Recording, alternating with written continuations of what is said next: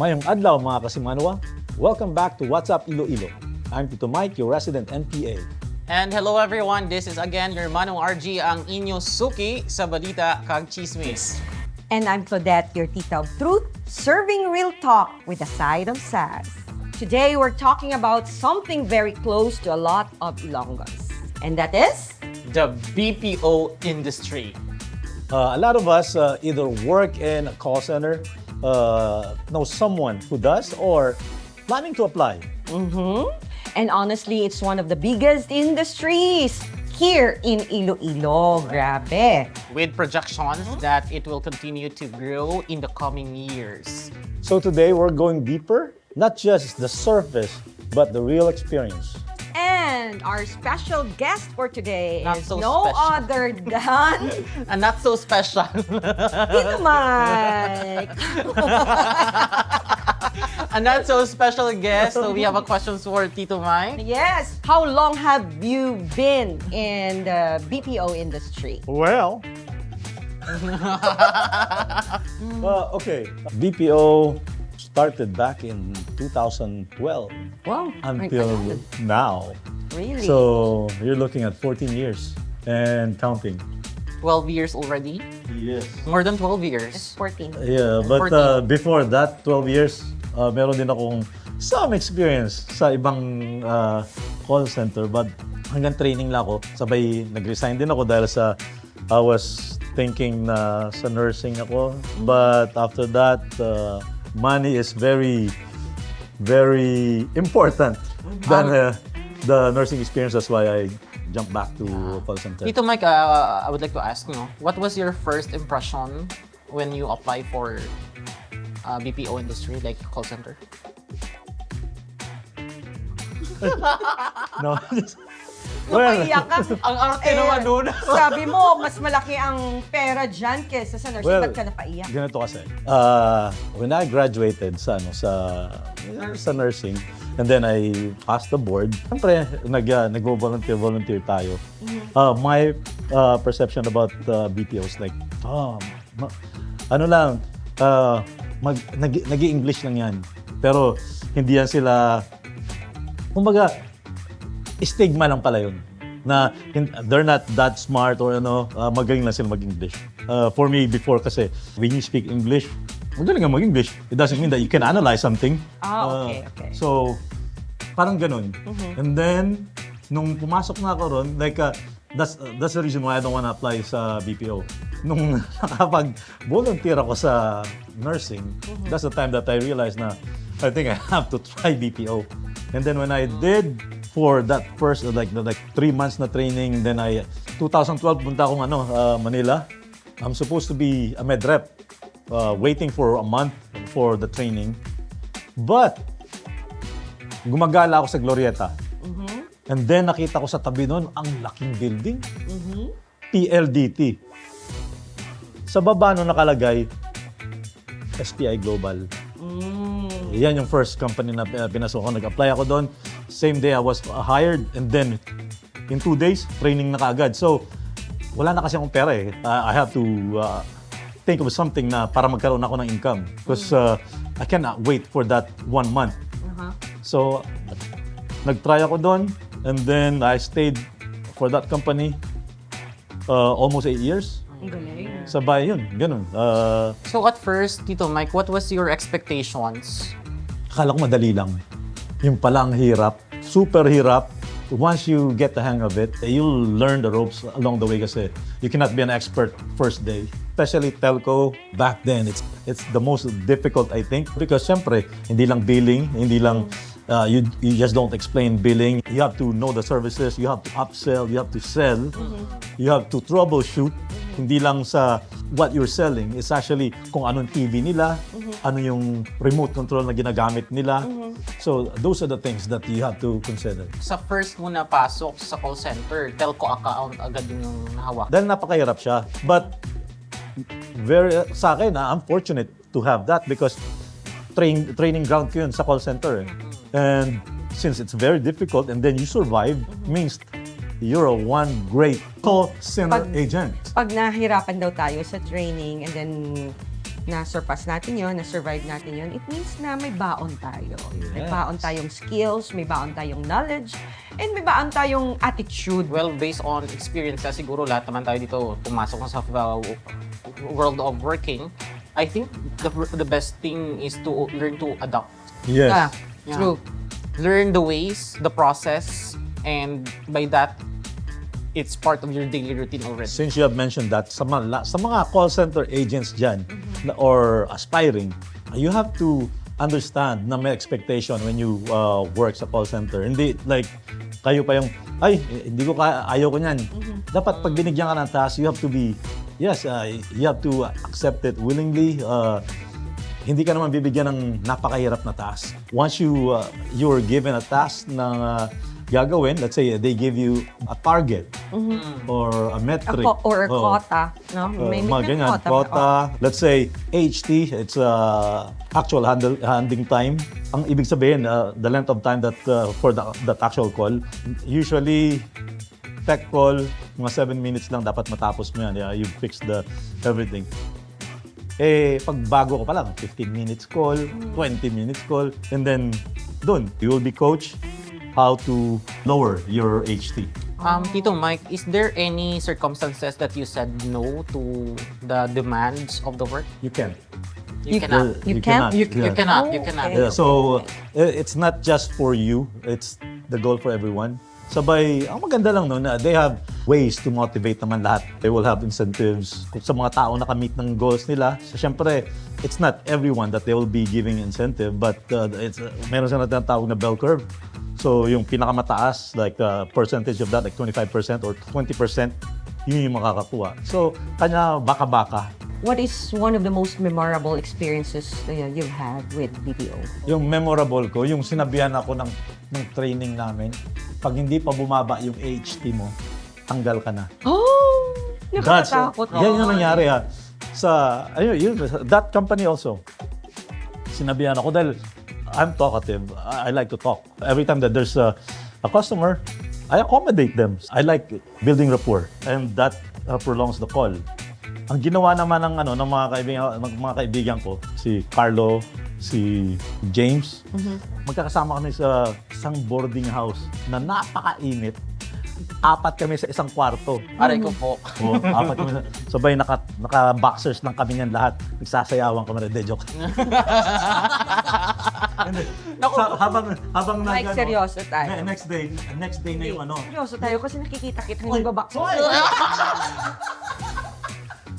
Ganito, kinabukasan na yung last day na yun. If I make it or break it. Sa that night, wala kaming ginawa ng tatlo, kundi they, nag-SIM call. Na ako, ring, tinuturo. Ba't pa sasabihin yan? Ba't pa ganito? Practice kami. Call simulation kami. Sabay, yun, kinabukasan. That's why I stayed there for 8 long years. Ay, galing naman ni Tito Diba? Mike. You know what, Tito Mike and Tita Claudette, after I finished my contract sa Assumption, I tried to apply in one of the BPO industry here in Iloilo City. And based on experience, the process is quite difficult when you apply there because Yes. they're going to test you. A lot of questions they're throwing at you. And one realization as well, no, when you want a job nga gustong mugid, di mangita ka gid isang ways, para nga hindi mo makonbalang kagalingon mo. Hindi ka madula sa track mo. That's why even though there's a lot of mental health problems, issues there, I tried to find ways, BPO. Yeah. BPO to BPO. Wala akong experience sa BPO companies, pero marami akong friends and relatives. Isa doon ang brother ko na who passed away, by the way. So, he was with WNS and he had great time with them. And actually, yung mga friends niya sa BPO, friends ko na rin ngayon. Yeah. One quick question, Tito Mike. Was there ever a moment na you feel quitting? It's really true though that when they say agents don't quit because of the job itself, it's because of their boss. Oh? I'm not saying that, pero dahil may mga time kasi dati na ang hirap-hirap ng metric. Telco siya, sabay loyalty. It means retention kami. We prevent our customers to cancel their accounts. We want them to keep their subscription, yes. That's one of the hardest dahil pag pasok pala ng call, minumura ka na. You guys are expensive. You guys are scams. Best part of the ball game, that's the time that you guys lost signal. Mga ganun. So how did you handle those situations? I cried. Sir, I can't do it, sir. If you cancel your account, my family won't eat. I don't believe no, you. okay, I don't say that. But you always, of course, you acknowledge their sentiment. And then after that, yeah, I feel your frustration. I really understand your mga ganun. situation. On our end, I can guarantee you, we're not scams. We don't take advantage of you guys. I hope you understand when you sign up for us. This is a signal. We don't have any control over that. But on our end, this is what I can do for you, though. Find Doon ka na solution. maglalagay ka na ng mga offers like, let me have a technician check out your satellite dish. On top of that, yes, I can give you the premium channels like HBO, Showtime, Cinemax, and Stars, free for 3 months. And then, yeah, we'll go from there. Pag ayaw pa rin nila, we can add some other discounts. Oh, so this Parang is a ganun. real marketing That's strat correct. and skills, right? That's correct. So it's not just practicing or having a perfect grammar or English. No. It's really a skill. It's being Yeah, you have to be- analytical, witty, and everything. Hindi lang pa English pala. Tito Mike, I do agree sa'yo, no? In terms of customer service kasi, we need to make sure that our clients feel safe and secured with their accounts or any amount that they're sharing or like giving to all of us, di ba? And I think this will go not only from BPO industries but also to other sector nga nag-offer ng customer service. And we do agree sometimes, no, nga kung hindi natin mahatag ang ginapangayo nga service, di mareklamo, yun man yung aton yung customer ya eh. Okay na kung nga reklamo, ginabuyayaw pa sila. Oo. Diba la? So, that's real, Tito Mike, nung mga ginpang share mo, hindi gid siya easy nga work actually ang sa BPO. So, Tito Mike, is it worth it or not? Worth it, if or not, well, for me, it's well worth it. It changed me as a person.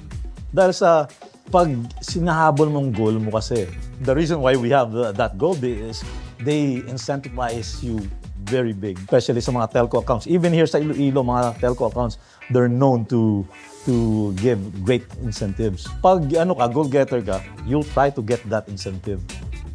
I remember nung nasa ICOR ako, habang nasa frontline ako, I always get that pinaka-top incentives. You're so motivated, no? Galing. Dahil siguro dahil easier na sa akin kasi yung lahat, like all of us, kahit na anong line of work, sa umpisa lang yung mahirap. Once you know the ropes, it will be easy. And for as long as you're having fun, no? And then you enjoy, di ba la? Bisan ano ka, budlay na. Amo na, kung nabalaan mo na ang Pasikot-sikot. pasikot-sikot. Yun nga, mag-enjoy ka rin talaga Ma-enjoy ka. sa call center. Lalo pa sa buhay call center. Are you implying something dito, Mike, with a buhay call center? Ayoko niyan. Wow. Alam nyo, no, this is reality. May katotohanan kasi to yung buhay call center na yan. Aside from what you have mentioned dito, Mike, so what is your biggest challenge? Biggest challenge is sa lahat ng naging is taking leaves ng mahaba. Dahil they will not allow you to have long leaves. Most of the time, pag humingi ako ng leave na mahaba, I end up resigning. Dahil you have to wait things Bira lang yung girlfriend ko.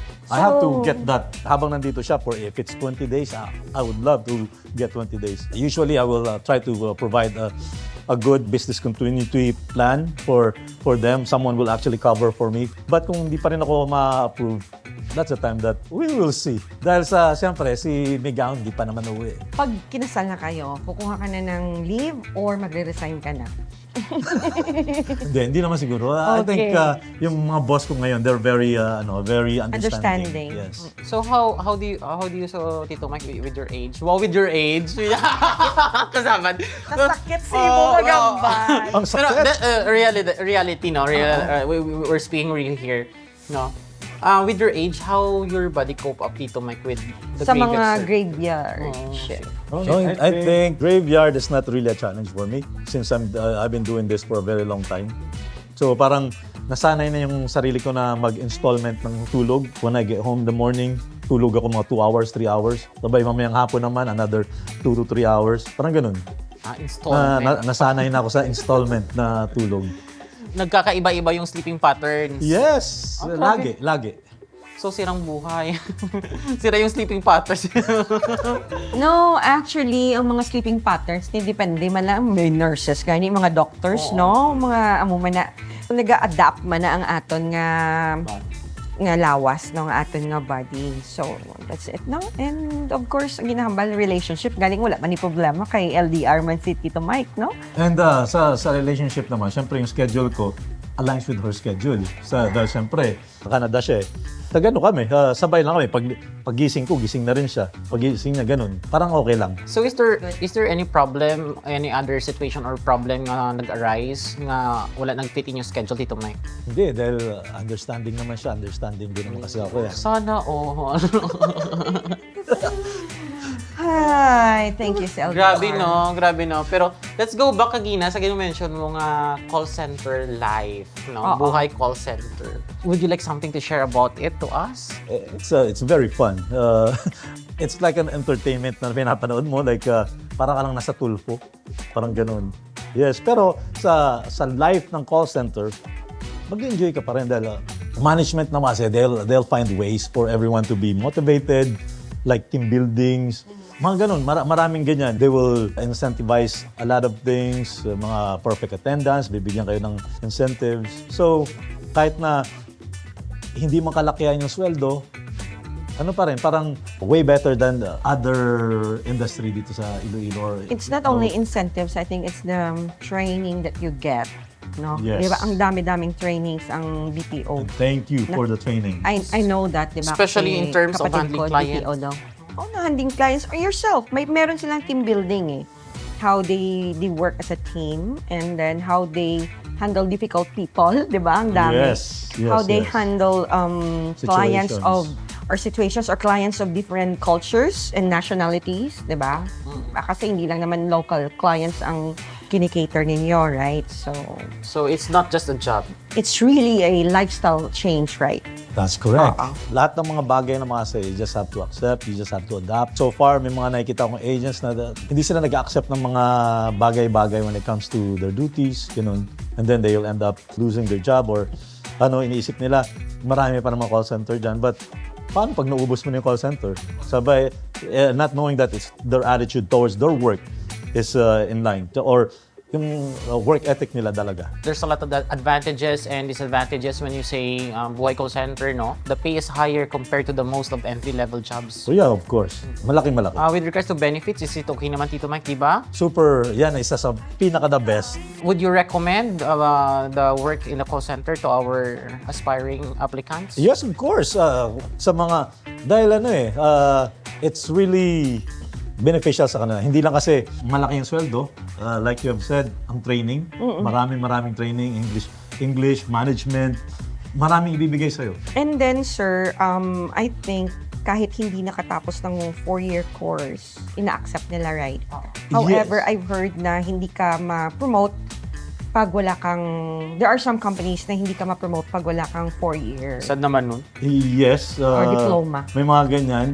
But to enter sa call center, sa mga big companies dito sa Iloilo, usually it's 72 units. 72 units. Okay. Yes, dapat naka 72 units ka. So the growth, potential is here. If you stay consistent, you can move up. Oh, it's not just a job. Being in a call center or in any BPO company, it's not just a job. No, it's really a career. You're talking about incentives, talking about salary, everything. Pero ang ako na panumdum is wala ga stagnate. Or may ara man nga leverage, ano man? Ganito, mag-stagnate lang yan kung hindi ka nag-aim higher. When I was sa loyalty, dahil malaki sweldo ron. Kahit na sinasabihan ako, pwede ka na mag-move up, mag-trainer ka, mag-assistant ka sa supervisor. Ayoko. Pero nung nawala yung sa incentive, so I realized, sige, magpapapromote na ako. But it's really up to you. Siyempre, in any jobs, there's always politics, there's always, lahat yan. Oo. Nandyan. Ang mga nakikita ko ito lang yung sinasabi ng mga every 2 to 3 years, lipat ka ng company as a different role, mas mataas na role, para umangat ka. Keep that for 2 years, 3 years. Kailangan ba natin magkaroon ng higher education na It's needed kung you're aiming to be like a manager. Dahil siyempre, who doesn't want to be a manager, di ba? It requires those education. Sabay, pero siyempre, ang first step pa rin natin is to get in sa call center. Correct. Dahil mahirap kasi makapasok dyan eh. One of the requirements is the 72 units, pass the assessment, yung habang nakikinig ka, may pinapaklik sila sa'yo, sabay sasabihin ko ano yung sinabi, itatype mo. Dahil they're checking kung multitasking, you can multitask. So I tried that as well, and luckily I passed. Oy, galing! So, And they maging offered me malaki ka. already the position, the basic pays and everything, the incentive, pero I didn't go there. Pero you think, Tito Mike, is it worth it nga for a person to stay nga long term, or is it as a stepping stone only? It's good for long term if you're looking for growth also. You cannot be an agent your whole life. You have to move up. Yan lang sa akin. You have to move up. And it really depends kung anong lifestyle mo. Kung asawa ka naman pala ng seaman, and then, you can be an agent. Dahil wala kang isipin. You do not have to worry about anyone else but your stat. So I think, Tito Mike, it depends on the person kung ano gid ang goals mo sa buhay mo. Correct. And of course, how you handle your lifestyle, What is the one thing that you've learned, I think, here is communication? Yes, you develop communication, develop patience. You learn how to handle pressure. Those are the things that you learn. Most importantly, you gain confidence. So it really shapes you, not just professionally, but personally, I guess. That's correct. And for those who want to enter the BPO industry, start preparing now. Improve your communication skills, practice speaking clearly and confidently. Be ready for interviews, especially situational questions, and most importantly, prepare your mindset. Di siya easy, but it's worth it if you're willing to grow. Quick question, day shift or night shift? Any shift. Honestly. Toxic caller or toxic boss? Toxic caller. Overtime pay or day off? I wish I have overtime pay. Love life or career? Siyempre, love life. As Okay, always. good. Yeah, at the end of the day, BPO industry is not just about answering calls It's about building skills. It's about building discipline. and building a better future. One more thing, before we move forward, I just want to insert CAP, Oh, distance yeah. education, because if you are not graduate yet or you do not have the 72 units, Or a 4-year course? yes, Okay. you can always sign up for or enroll to CAP, distant education. It's very, very easy. You can start with only 3,000 pesos, one class, and then, yes, you can go from there. And I've heard you can learn and study at your own pace. So, meron nga yata na yung 4-year course natatapos nila in 3 years. Oo, depende sa pacing nyo yan, no? But gustong-gusto ko ito. Gustong-gusto ko to kasi gusto ko ring magkaroon ng promotion yung mga taga-BPOs. Kasi I've heard, Mike, no, correct me if I'm wrong, there are some companies na hindi ka mapopromote from the agent to supervisory level kung hindi ka nakatapos ng 4-year course mo. So, sa lahat ng mga taga-BPO, dahil nagkaroon na kayo ng work but you want to continue your studies and finish your 4-year course, andito ang CAP College, no? It's recognized by CHED. Yeah. That's a really good investment as well, no, to yourself and to your future. That's true. So for those who are really planning to apply to BPO industries, you heard from Tito Mike all the experiences and the lessons he shared to us. We're hoping that there's a lot more makashare pa kami sa inyo with our experiences. And also for the BPO call centers, mga nanonood dito sa atin, share your experiences also sa comment. Okay? And that's a wrap for today's episode. To our viewers, support local, support Ilonggos talent, and keep our culture alive. Before we say goodbye, we'd like to say thanks to our sponsors. Of course, do you want to finish your college at your own pace for distance learning? join the CAP College. And of course, don't forget to enroll if you want to study to our CAP College. And of course, to build your future ahead, we have here on screen our contact information. Yes, when it comes to anything and everything about marketing, trust only X Factor. And for top-notch digital support, we got Prime Media. Okay, thank you so much for watching. Don't forget to like, share, comment, and follow us on our social media pages on your screen. This has been Tita Claudette. Tito Mike! And your Manong RG. See you on our next episode of What's Up, Iloilo? What's up, mga kasimanwa? What's up, mga kasimanwa? What's up, mga kasimwanwa? I'm Claudette. I'm Tito Mike. I'm Manong RG. Mark your calendars because every Saturday, We'll be dropping our Podcast. we will be talking local stories trending issues Hidden gems. and everything that makes Iloilo worth talking about. From dating issues to fun facts. local talents to timeless traditions. We've got it all. Straight from the heart of the city of love. So don't miss it Tune in. Chill with us. and get ready to say, What's up, Iloilo?